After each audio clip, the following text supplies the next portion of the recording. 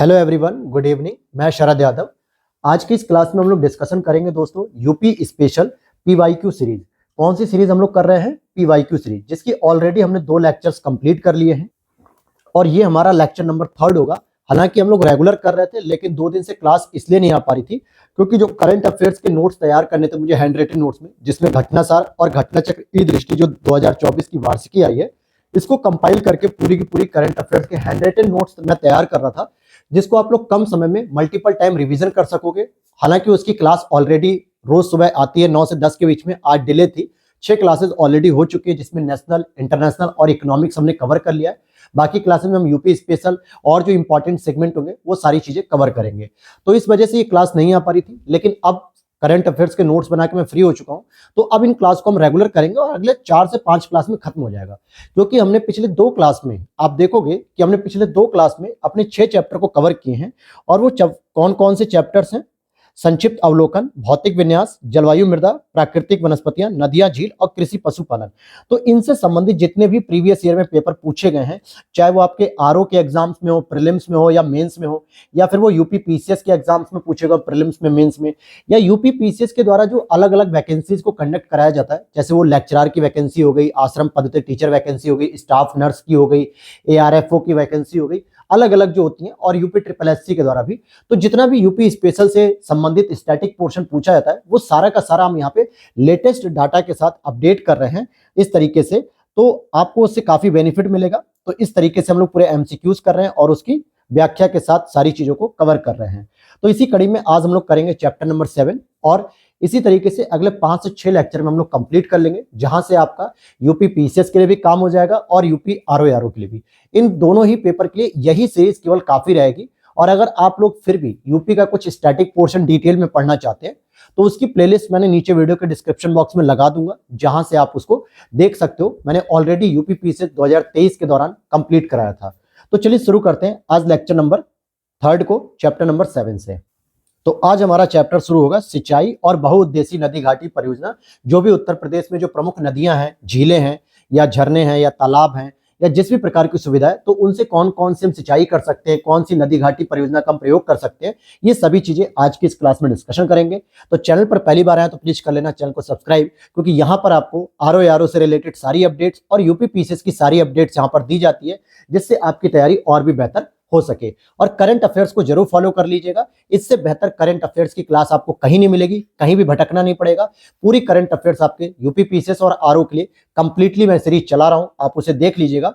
तो शुरू करते हैं। पहला प्रश्न है हमारा, निम्नलिखित में से कौन सा एक बांध उत्तर प्रदेश में नहीं है? तो भाई उत्तर प्रदेश में कौन सा बांध नहीं है? अहरौरा बांध की बात करेंगे तो ये मिर्जापुर में है। अडवा की बात करेंगे तो ये भी मिर्जापुर में है। बघेल खंड की बात करेंगे तो मिर्जापुर सोनभद्र के क्षेत्र में पाया जाता है। और बदुआ बांध की बात करेंगे तो ये बांका बिहार से संबंधित है। किससे संबंधित है दोस्तों? बांका और बिहार से। और इसे अगर आप देखेंगे तो यूपी पीसीएस ने प्रीलिम्स 2022 में लेटेस्ट प्रश्न पूछा था।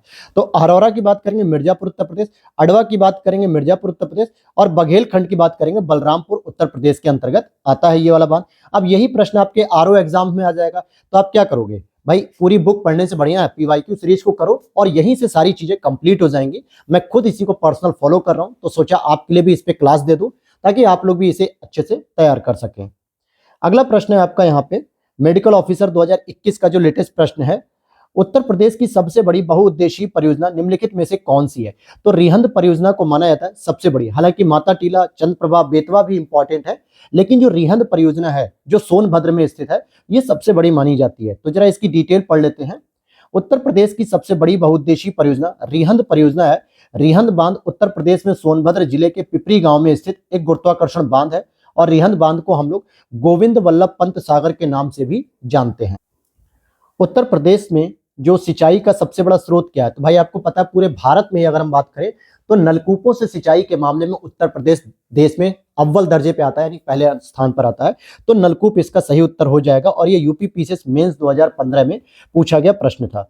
तो आंकड़ों की अगर हम बात करेंगे कि उत्तर प्रदेश का नहर सिंचाई में देश में प्रथम स्थान है, और प्रदेश में कुल 2166,000 हेक्टेयर यानी कि 15.2% क्षेत्र नहर सिंचाई के अंतर्गत आता है। उत्तर प्रदेश के पश्चिमी भाग में नहरों का घनत्व ज्यादा है।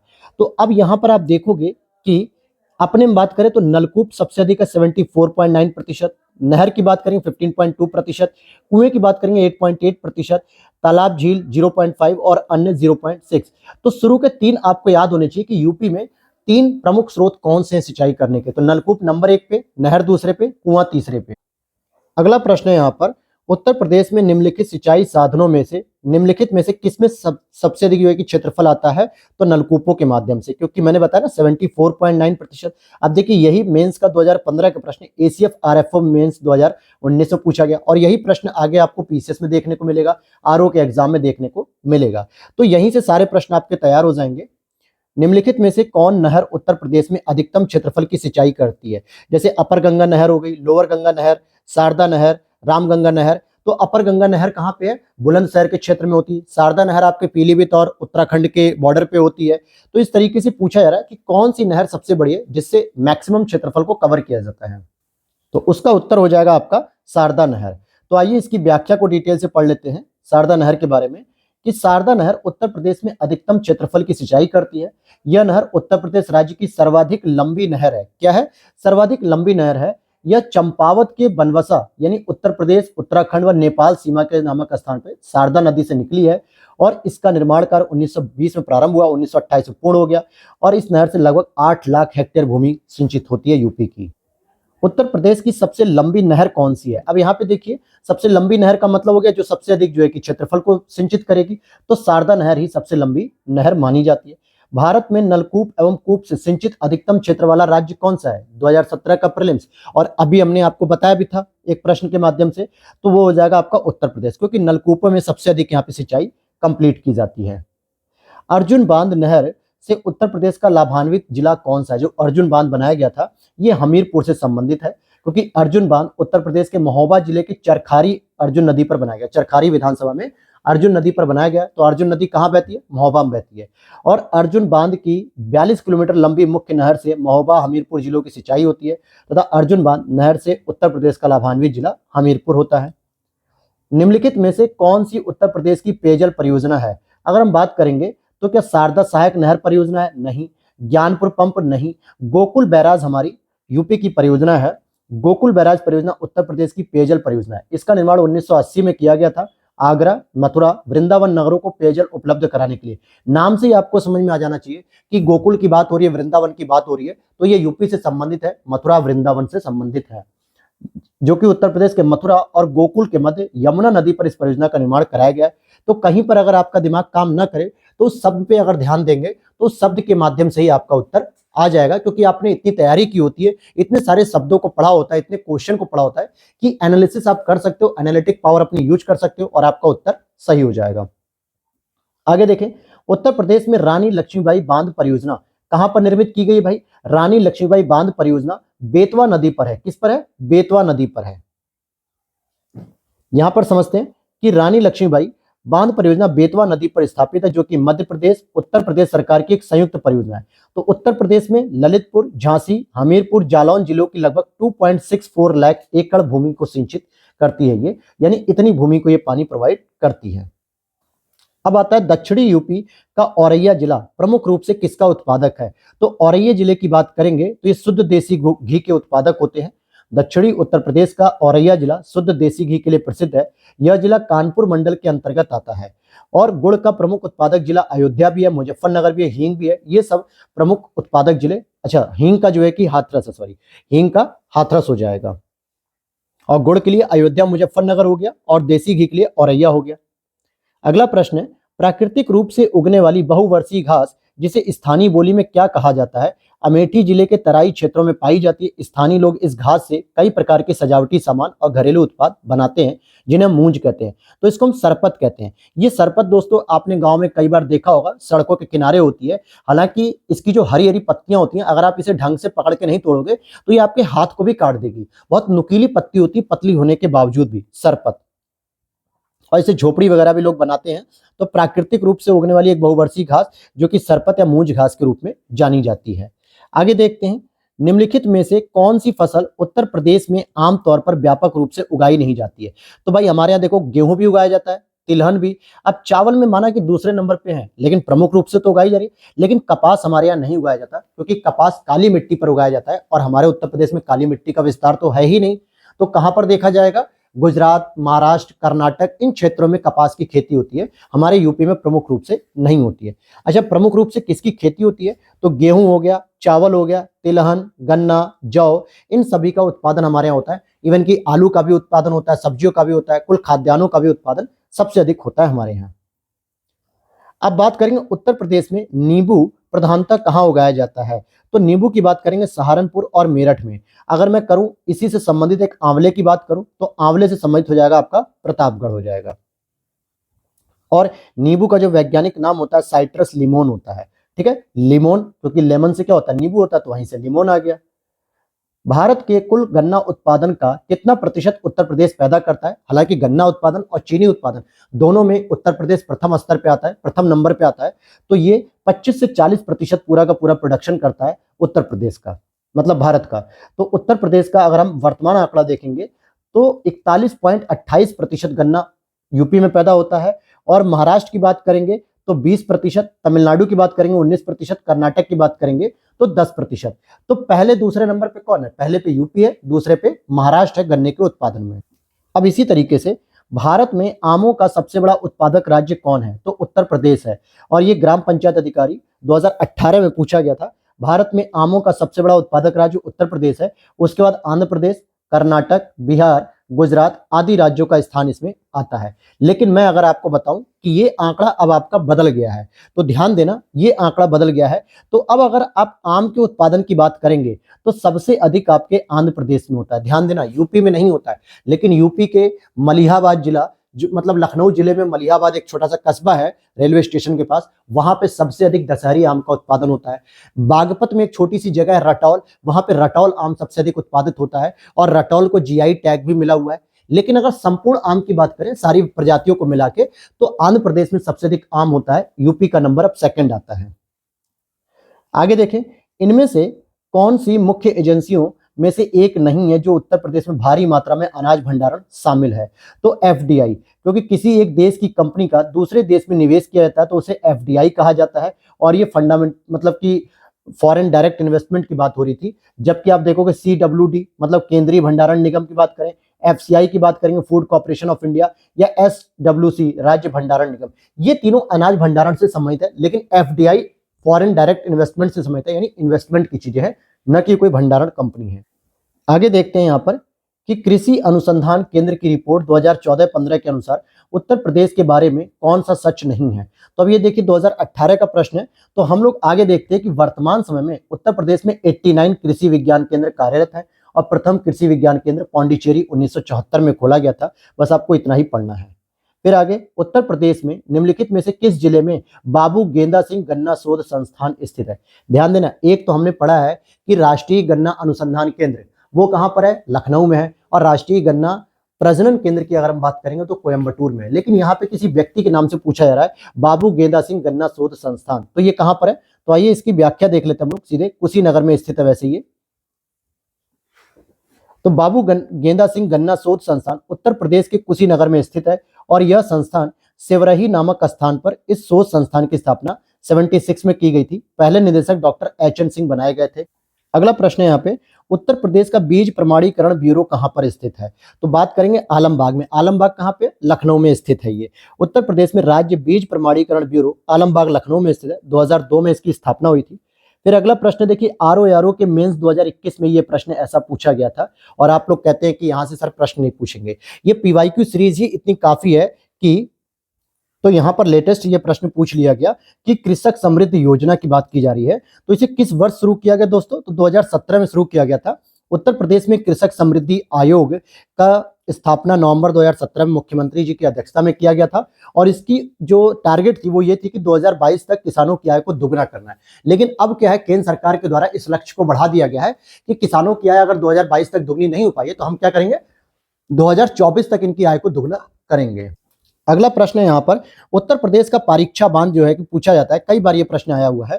तो उत्तर प्रदेश का पारीक्षा बांध किस नदी पर अवस्थित है? तो बेतवा नदी पर स्थित है। पारीक्षा बांध उत्तर प्रदेश में झांसी जिले के पारीक्षा नामक स्थान पर बेतवा नदी पर बनाया गया। तो किस नदी पर है? बेतवा नदी पर। और इसी का नाम बदला गया है। उत्तर प्रदेश में आलू निर्यात जोन स्थित है कहां पर? तो आगरा में। और अभी तो जो अंतर्राष्ट्रीय आलू अनुसंधान केंद्र है उसका भी एक हेडक्वार्टर के तौर पे, या कह सकते हैं कि क्षेत्रीय शाखा आगरा में स्थापित करने पर मंजूरी मिल चुकी है। उत्तर प्रदेश के तराई क्षेत्र में मुख्य रूप से उगाई जाने वाली सुगंधित चावल की किस्म का नाम बताइए। तो वो काला नमक होता है, जो कि सामान्यतः सिद्धार्थनगर, महाराजगंज इन क्षेत्रों में उगाया जाता है। और इसको भगवान बुद्ध के नाम से भी जाना जाता है, मतलब बुद्ध चावल भी कहा जाता है, क्योंकि भगवान बुद्ध के साथ इनका धार्मिक संबंध इसको जोड़ा जाता है। तो चलिए पढ़ते हैं। काला नमक चावल उत्तर प्रदेश के तराई क्षेत्र यानी सिद्धार्थनगर में मुख्य रूप से उगाई जाने वाली सुगंधित चावल की एक किस्म है। यह भारत के अच्छे गुणवत्ता वाले सुगंधित चावलों में से एक है। इसकी खेती बौद्ध काल से ही की जा रही है और यह पूर्वी प्रदेश या पूर्वी उत्तर प्रदेश के हिमालयी तराई क्षेत्र में काफी मात्रा में उगाया जाता है। सुगंधित काले मोती के रूप में भी इन्हें जाना जाता है और अधिक उत्पादन के कारण चंदौली को चावल का कटोरा भी कहा जाता है, जो कि काला चावल नहीं है, केवल चावल की बात हो रही है। आगे देखते हैं हम यहाँ पर, अगला प्रश्न देखते हैं क्या कहता है कि उत्तर प्रदेश के नहरों के माध्यम से सतह से पानी बेहतर आपूर्ति प्रदान करने के लिए इनमें से कौन सा प्रमुख सिंचाई बहुउद्देशीय परियोजनाओं में से एक है? तो वर्षा जनक उसका सही उत्तर होगा, क्योंकि उत्तर प्रदेश में सिंचाई के लिए नहरों को बहुउद्देशीय परियोजना के रूप में विकसित किया गया था। 73-74 में 3 समादेश विकास परियोजनाओं को शुरू किया गया था, जिसमें शारदा सहायक, रामगंगा सहायक, गंडक को शुरू किया गया था। शारदा नहर प्रदेश की सबसे बड़ी नहर प्रणाली है। अगला प्रश्न है यहाँ पर, उत्तर प्रदेश राज्य में टिहरी बांध परियोजना किसके सहयोग से पूरी की गई है? तो सोवियत रूस के सहयोग से पूरी की गई है। हालांकि जो टिहरी बांध परियोजना की बात करेंगे तो टिहरी बांध परियोजना का निर्माण भारत के उत्तराखंड राज्य के टिहरी जिले में भागीरथी नदी पर सोवियत रूस के सहयोग से किया गया था। और टिहरी बांध की ऊंचाई 260.5 मीटर है। वर्तमान में इसकी स्थापित क्षमता 2400 मेगावाट है। भारत सरकार ने यहाँ अतिरिक्त 1000 मेगावाट की इकाई लगाने को मंजूरी दे दी है। टिहरी बांध परियोजना पर केंद्र सरकार ने 75% और राज्य सरकार ने 25% धन व्यय किया था। अब इस प्रश्न में कमी क्या थी? क्योंकि इन्होंने क्या किया, एग्जामिनर ने तो पीवाईक्यू उठा के रख दिया था, जबकि पीवाईक्यू ये पूछा गया था 2000 से पहले और सन 2000 से पहले उत्तराखंड यूपी का ही हिस्सा हुआ करता था, इसलिए इन्होंने प्रश्न में ऐसे ही पूछ दिया कि उत्तर प्रदेश की। जबकि टिहरी बांध परियोजना कहाँ पे? उत्तराखंड से संबंधित है।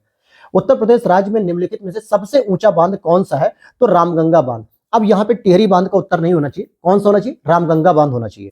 और रामगंगा बांध का निर्माण 1978 में धामपुर बिजनौर में रामगंगा नदी पर किया गया था, जो कि 127.5 मीटर ऊंचा है। जबकि माता टीला बांध का निर्माण 1958 में बेतवा नदी पर ललितपुर में किया गया था और इसकी ऊंचाई 45.72 मीटर है। रिहंद बांध की बात करेंगे तो सोनभद्र में रिहंद नदी पर स्थित है और रिहंद नदी सोन नदी की सहायक नदी के रूप में। मेजा बांध बात करेंगे तो मेजा बांध मिर्जापुर में बेलन नदी पर स्थित है। इसी को बेलन नदी घाटी भी आपने एंशिएंट हिस्ट्री में पढ़ा होगा, बेलन नदी घाटी के रूप में भी इसे जानते हैं। मेजा कहां पर है? प्रयागराज का जो अंतिम छोर है और मिर्जापुर का स्टार्टिंग पॉइंट है, वहां पर एक मेजा तहसील है, तो वहीं पर आती है। असल में मेजा की बात करेंगे तो मिर्जापुर में आता है। फिर आगे, उत्तर प्रदेश राज्य में परीक्षा बांध किस नदी पर है? तो अभी मैंने आपको बताया था झांसी में बेतवा नदी पर स्थित है। अगला प्रश्न है यहाँ पर अब हमारा पर्यटन से संबंधित हम प्रश्नों को कवर करेंगे।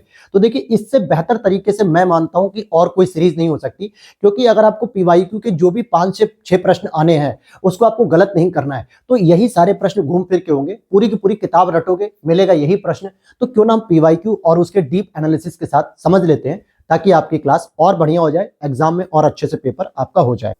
पर्यटन की बात करेंगे तो आर्यभट्ट नक्षत्रशाला कहां पर स्थित है? तो ये रामपुर में स्थित है।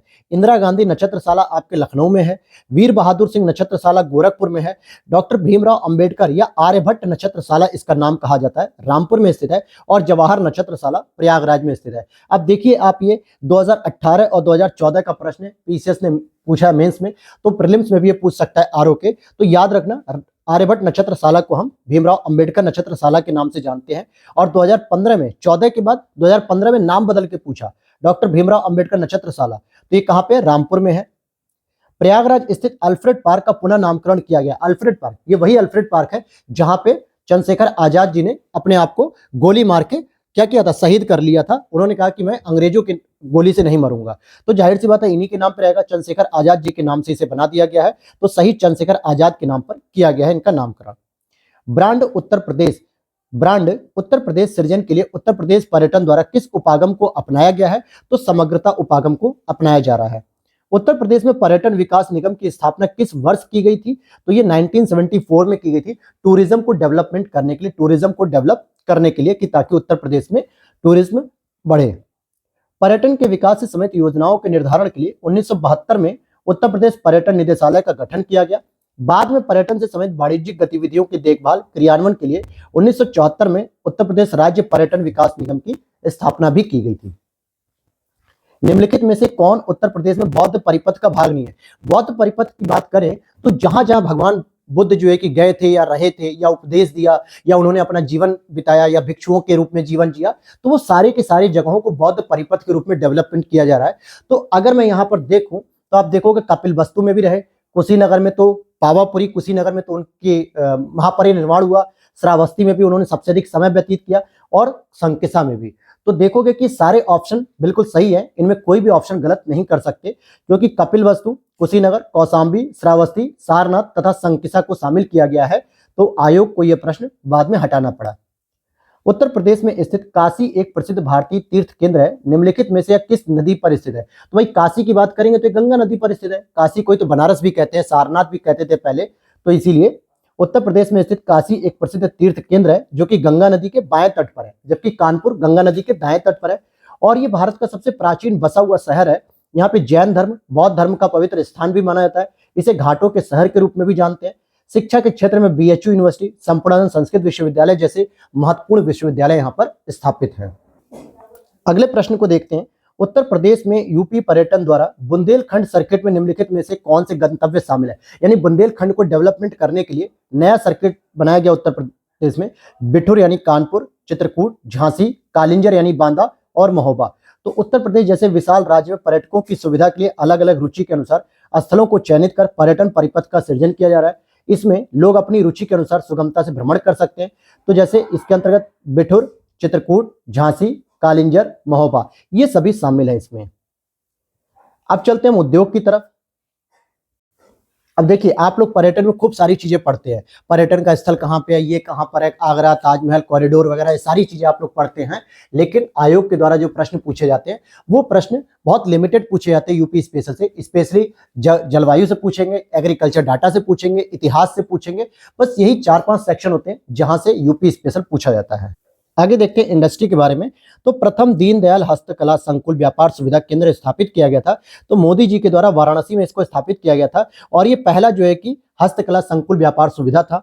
प्रथम दीनदयाल हस्तकला संकुल व्यापार सुविधा केंद्र वाराणसी उत्तर प्रदेश में था। मोदी जी ने 22 सितंबर 2017 को इसे राष्ट्र को समर्पित किया और यह संकुल 7.93 एकड़ क्षेत्र में विस्तारित है। इस संकुल से बुनकरों, कारीगरों, निर्यातकों को घरेलू एवं अंतर्राष्ट्रीय दोनों ही बाजार में हथकरघा, हस्तशिल्प को बढ़ावा देने में मदद मिलेगा और इसकी निर्माण लागत राशि 300 करोड़ रुपए थी। तो 2017 में इसका उद्घाटन हुआ और 2018 के करंट अफेयर्स में इसे पूछ लिया गया।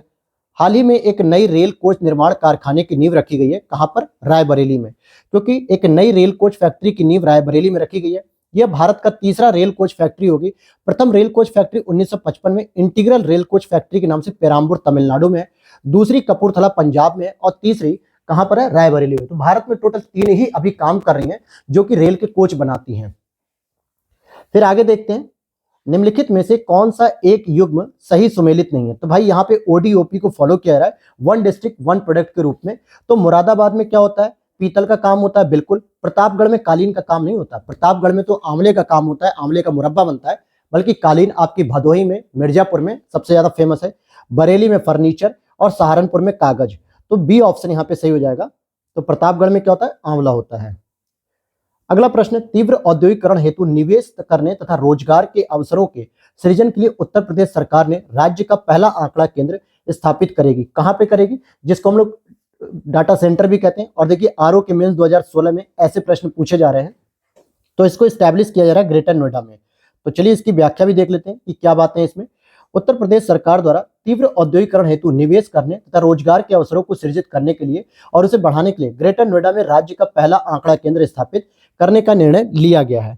उत्तर प्रदेश में कौन सा उत्तर प्रदेश के उद्यमियों को उद्योगों और उद्योग लगाने में सहायता करता है? तो उद्योग बंधु। क्या है? उद्योग बंधु। निम्नलिखित में से कौन सा उत्तर प्रदेश का प्रमुख उद्योग नहीं है? तो सीमेंट हमारे यहाँ होता ही है, जो कि हम लोग सोनभद्र मिर्जापुर में सीमेंट इंडस्ट्री देखते हैं। चीनी हमारे यहाँ यूपी में सबसे अधिक होती है। कपड़ा इंडस्ट्री भी होता है, लेकिन ऑटोमोबाइल जो इंडस्ट्री है वो नहीं है। और देखिए यूपी पीसीएस जीआईसी लेक्चरर की वैकेंसी 2021 में हुई थी, उससे पूछा गया। सीमेंट उद्योग की बात करेंगे तो जैसे कजराहट चुनार मिर्जापुर में, चुर्क सोनभद्र में, रायबरेली गौरीगंज जगदीशपुर अमेठी में, कासगंज झांसी टांडा अंबेडकर नगर में है। चीनी उद्योग की बात करेंगे तो मेरठ सहारनपुर गाजियाबाद गोरखपुर लखीमपुर खीरी शाहजहांपुर मुरादाबाद अयोध्या कानपुर वाराणसी पीलीभीत गोंडा आदि में है। कपड़ा उद्योग की बात करेंगे तो कानपुर मेरठ टांडा मगहर देवबंद धामपुर सिकंदराबाद मऊ सूती वस्त्र के लिए। तो ये सारे इंडस्ट्री है यहाँ पर, लेकिन ऑटोमोबाइल की कोई इंडस्ट्री नहीं है कि कोई कंपनी वगैरह ऐसी हो जो गाड़ियों की मैन्युफैक्चरिंग यहाँ पर करती हो। अगला प्रश्न है, ब्लैक पॉटरी के लिए ज्योग्राफिकल इंडिकेशन टैग यानी जीआई टैग उत्तर प्रदेश के किस स्थान को दिया गया? तो ब्लैक पॉटरी की बात करेंगे तो ये हो जाएगा निजामाबाद। कहां से? निजामाबाद, जो कि आजमगढ़ से संबंधित है। ये यहाँ पर एक तहसील है निजामाबाद, आजमगढ़ उत्तर प्रदेश को वर्ष 2015 में काली मिट्टी के बर्तनों अथवा ब्लैक पॉटरी के लिए जीआई टैग दिया गया था। खुर्जा पॉटरी को हैंडीक्राफ्ट के रूप में जीआई टैग दिया गया था। और यह जो मान्यता होती है उस उत्पाद को 10 वर्ष तक के लिए निर्धारित करती है जीआई टैग।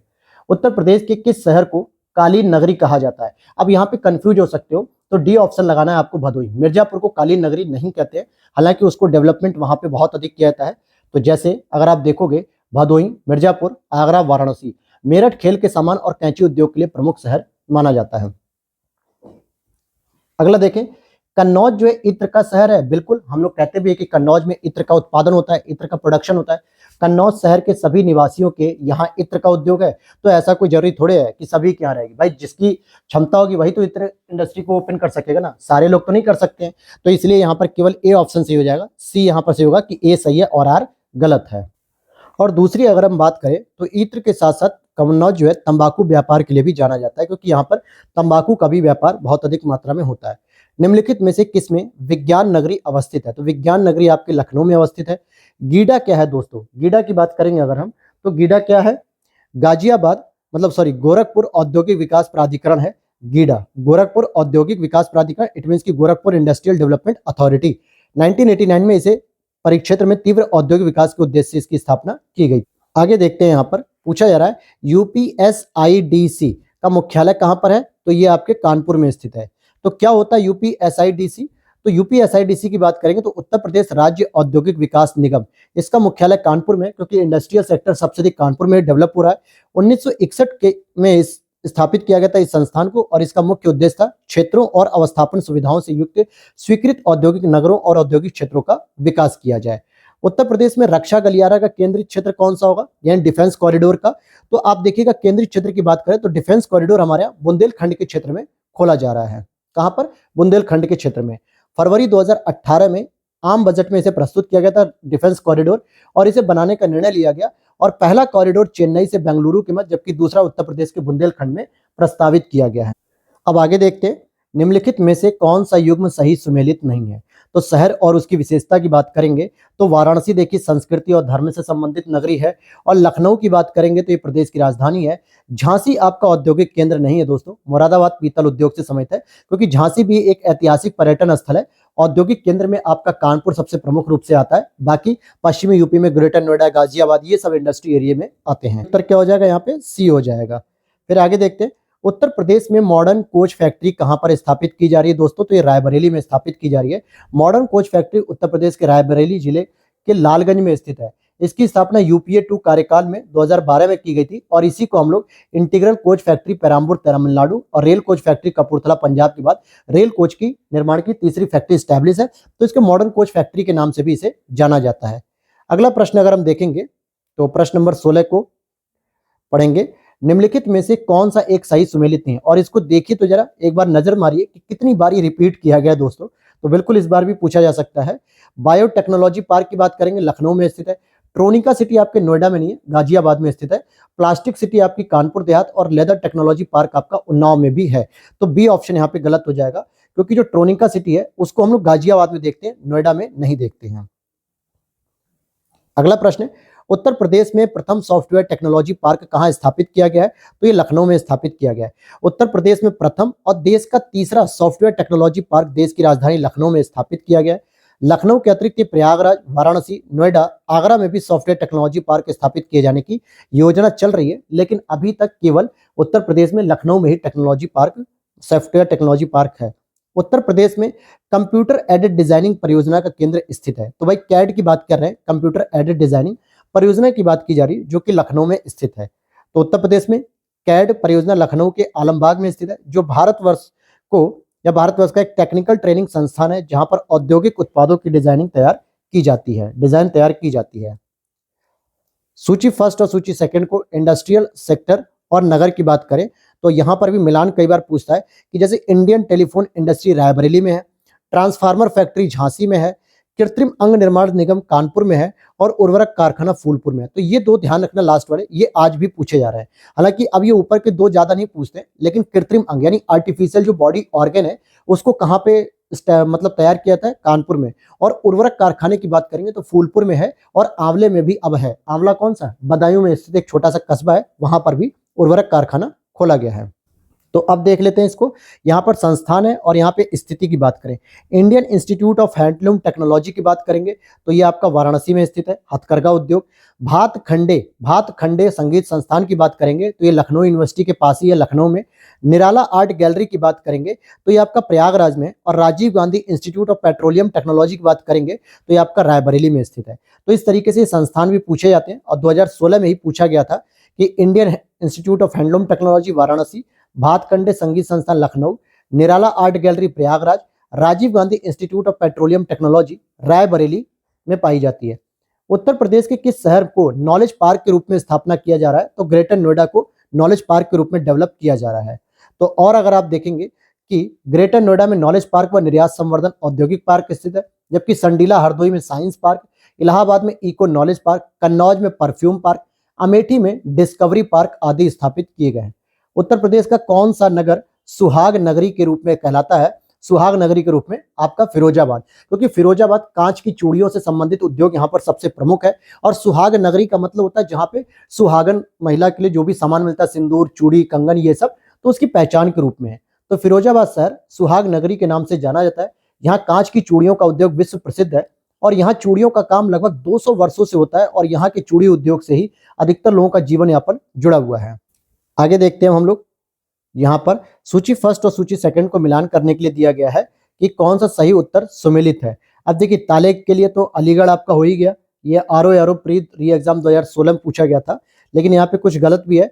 तो चलिए हम सीधे व्याख्या पढ़ते हैं कि ताले के लिए अलीगढ़ प्रसिद्ध है और अलीगढ़ का नया नाम क्या हो गया है, तो इसका नया नाम हरिगढ़ हो गया है। पीतल की मूर्तियों का निर्माण मुरादाबाद और मथुरा में भी होता है, जबकि बेंत व छड़ियों के लिए बरेली प्रसिद्ध है। हालांकि बेंत व छड़ियां वाराणसी में भी बनाए जाते हैं, गोटे का कार्य लखनऊ व वाराणसी दोनों में ही किया जाता है। इफ्को की बात करेंगे तो इफ्को यूरिया कारखाना उत्तर प्रदेश के निम्नलिखित में से किस स्थान पर है, तो आंवला में है। ये वही इफ्को है जो आप लोग जब जाते हैं कभी कभी खाद खरीदने, यूरिया वगैरह, तो इफ्को लिखा होता है ग्रीन कलर की पट्टी में। तो आंवला भारत के उत्तर प्रदेश राज्य के बरेली जिले में स्थित एक नगर है और यहाँ पे इफ्को नामक, जो इफ्को के द्वारा स्थापित यूरिया कारखाना भी है। अब यहाँ पर आगे देखते हैं, निम्नलिखित में से कौन सा सही लोक सुमेलित है, मतलब सही सुमेलित नहीं है।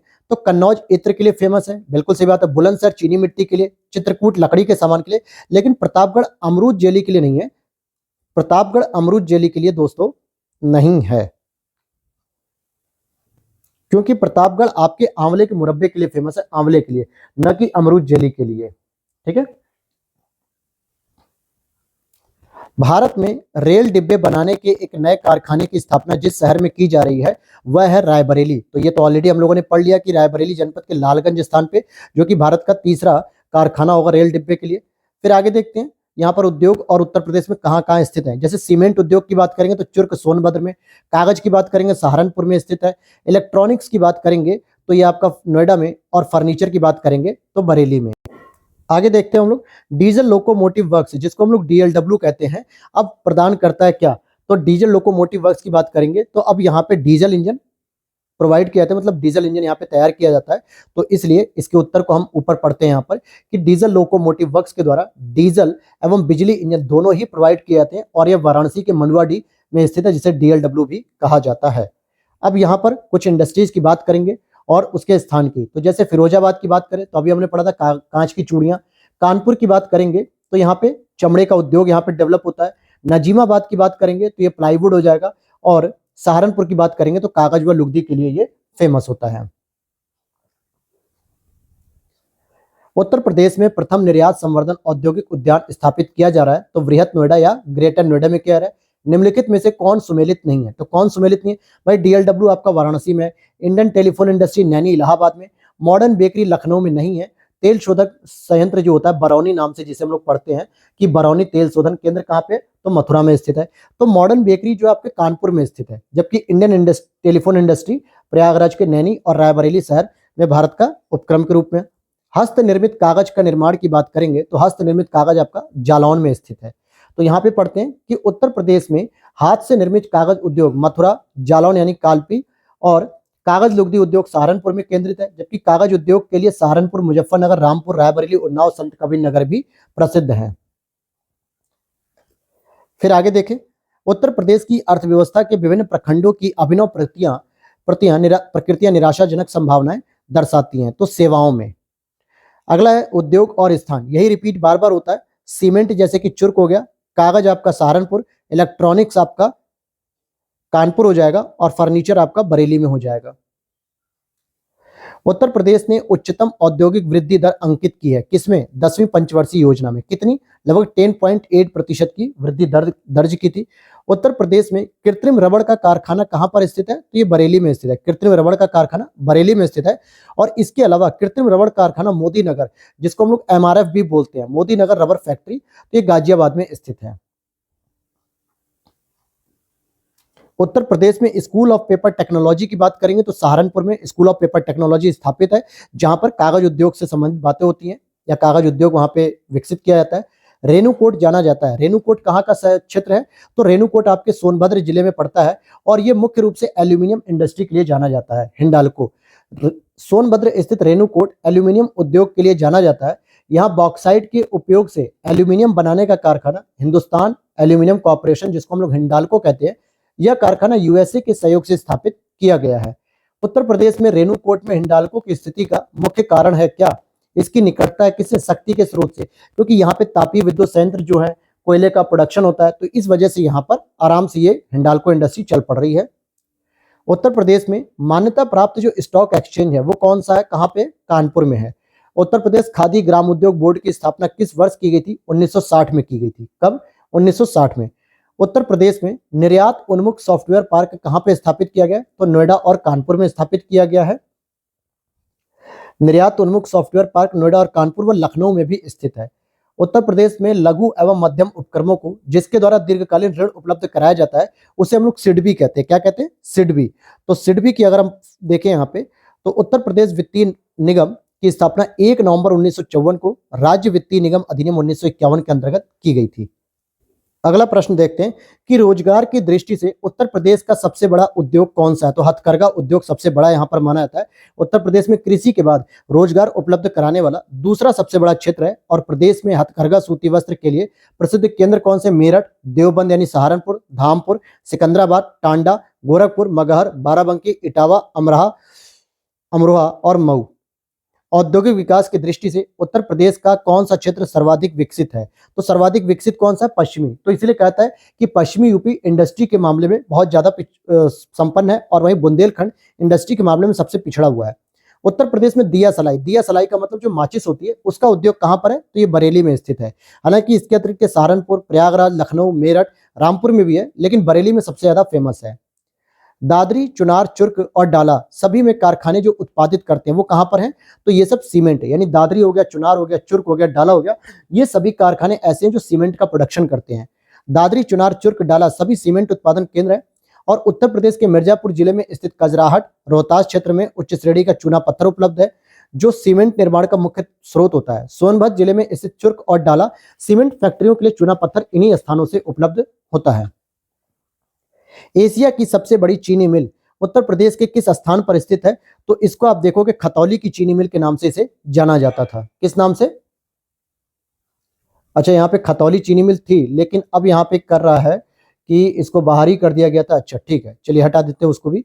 निम्नलिखित में से कौन एक उत्तर प्रदेश का परंपरागत उद्योग है? तो भाई चीनी इंडस्ट्री हमारे यहाँ बहुत पहले से डेवलप की गई है। उत्तर प्रदेश के किस नगर में कृत्रिम अंग बनते हैं? तो भाई कानपुर मैंने आपको पहले ही बताया था, तो सबसे अधिक वहीं पे बनते हैं, जिसकी 1972 में स्थापित भारतीय कृत्रिम अंग निर्माण के रूप में इसको जाना जाता है। उत्तर प्रदेश का कौन सा जनपद लुगदी, कागज और गत्ते का उत्पादन करता है? तो मैंने सहारनपुर बताया था, लेकिन सहारनपुर के साथ साथ बिजनौर भी आपको बताया था। तो यहाँ पर देखेंगे कि बिजनौर, सहारनपुर, ये जो जनपद है वो कागज, लुगदी एवं कागज के बने गत्ते के लिए प्रसिद्ध है। जबकि आगरा अपने चर्म उद्योग, पर्यटन उद्योग, रायबरेली अपने लकड़ी के कार्य, इलेक्ट्रॉनिक्स इंडस्ट्री, रेल पहिया कारखाने के लिए प्रसिद्ध है। जबकि झांसी गुड़ और नर्म खिलौने के लिए फेमस है। उत्तर प्रदेश में सुरमा इंडस्ट्री कहाँ पे डेवलप की गई है? तो बरेली में सुरमा इंडस्ट्री है। अब जरा एक नजर में कुछ इंपॉर्टेंट चीज देख लो, जैसे सुरमा इंडस्ट्री बरेली में, ब्लैक पॉटरी उद्योग आजमगढ़ नजीबाबाद, कत्था इंडस्ट्री बरेली, बांसुरी उद्योग पीलीभीत, प्लाईवुड उद्योग सीतापुर, सहारनपुर, नजीबाबाद में स्थापित है। आगे कुछ और मिलान बिंदु होते हैं, उनको देखें। काली मिट्टी के बर्तन, ये कहां पर है काली मिट्टी के बर्तन? तो अभी मैंने आपको बताया ब्लैक पॉटरी जिसको हम लोग कहते हैं, निजामाबाद, जो कि आजमगढ़ में है। चीनी मिट्टी के बर्तन, अभी हमने आपको वो भी पढ़ाया था, बुलंदशहर, खुर्जा। पीतल की शिल्पकारी कहाँ मिलेगी? मुरादाबाद में। सीसा की शिल्पकारी फिरोजाबाद में, क्योंकि चूड़ियां कांच की जो है फिरोजाबाद से समित है। उत्तर प्रदेश का राज्य चर्म विकास व विपणन निगम कहां पर स्थापित है? तो वही आगरा में स्थापित है। निम्नलिखित में से कौन एक उत्तर प्रदेश औद्योगिक विकास निगम की आगामी प्रमुख निवेश परियोजनाएं नहीं है? तो डिफेंस पार्क शाहजहांपुर में नहीं है, बल्कि जो डिफेंस कॉरिडोर बनाया जा रहा है वो आपके बुलंदशहर के अंतर्गत आता है। और थीम पार्क की बात करेंगे तो आगरा में, मेगा फूड पार्क बरेली में, टेक्सटाइल पार्क वाराणसी में है। सूची फर्स्ट और सेकंड को मिलान करेंगे तो खेल का सामान मेरठ में हो जाएगा, दिया सलाई बरेली में हो जाएगा, पीतल का सामान मुरादाबाद में, और लकड़ी पर नक्काशी सहारनपुर में हो जाएगी। निम्नलिखित में से कौन सा जोड़ा सही सुमेलित नहीं है? तो अलीगढ़ में ताला, फिरोजाबाद में चूड़ियां, मुरादाबाद में पीतल, लेकिन मेरठ में चीकू नहीं, बल्कि खेल का सामान और खिलौने होते हैं। चीकू से कोई संबंध नहीं है मेरठ का। उत्तर प्रदेश के निम्नलिखित में से कौन सा शहर निर्यात विकास केंद्र नहीं है? तो देखिए प्रयागराज से कुछ भी निर्यात नहीं होता, जबकि आगरा से आलू निर्यात होता है, खुर्जा मेरठ से स्पोर्ट्स के सामान निर्यात होते हैं। तो आगरा से सिल्क कारपेट, हस्तशिल्प सामान, संगमरमर उत्पाद, बैग आदि, खुर्जा से पॉटरी, सिरेमिक टाइल्स वगैरह, मेरठ से टेक्सटाइल्स, खेल का सामान, स्वर्ण आभूषण। लेकिन प्रयागराज से कोई भी चीज निर्यात नहीं होती है, यानी प्रमुख केंद्र के रूप में ये उभरा हुआ नहीं है। काष्ठ नक्काशी घरेलू उद्योग के लिए उत्तर प्रदेश का कौन सा नगर फेमस है? तो काष्ठ नक्काशी या लकड़ी पर नक्काशी के लिए आपका capital of would craft Saharanpur के नाम से जाना जाता है। आगे देखते हैं हम, निम्नलिखित युग्मों में से कौन सा एक सही सुमेलित नहीं है? तो ताला उद्योग अलीगढ़ में, कालीन उद्योग भदोही में, चिकन उद्योग लखनऊ में, चूड़ी उद्योग आपका शाहजहांपुर नहीं बल्कि फिरोजाबाद में है। तो ये तो थी दोस्तों आज की क्लास, और इसमें लगभग अभी 55 प्लस MCQs और बच रहे हैं, जिसको हम लोग कल की क्लास में कवर करेंगे। और इसी तरीके से हम लोग अगले 4 से 5 क्लास में यूपी स्पेशल को कंप्लीट कर लेंगे। और आप लोग उसे 3 से 4 बार भी अगर रिवीजन कर लेते हो सारी वीडियो को बार बार देख के, तो आपके बहुत सारे फैक्ट यहीं से तैयार हो जाएंगे और यूपी स्पेशल का कोई भी प्रश्न गलत नहीं होगा। तो मिलते हैं नेक्स्ट वीडियो में। वीडियो अच्छी लगी तो लाइक करना, चैनल पर बने रहने के लिए चैनल को कर लेना सब्सक्राइब, और क्लास की अपडेट के लिए डिस्क्रिप्शन बॉक्स में दिए गए टेलीग्राम चैनल को ज्वाइन कर लीजिए। तो थैंक्स फॉर वॉचिंग।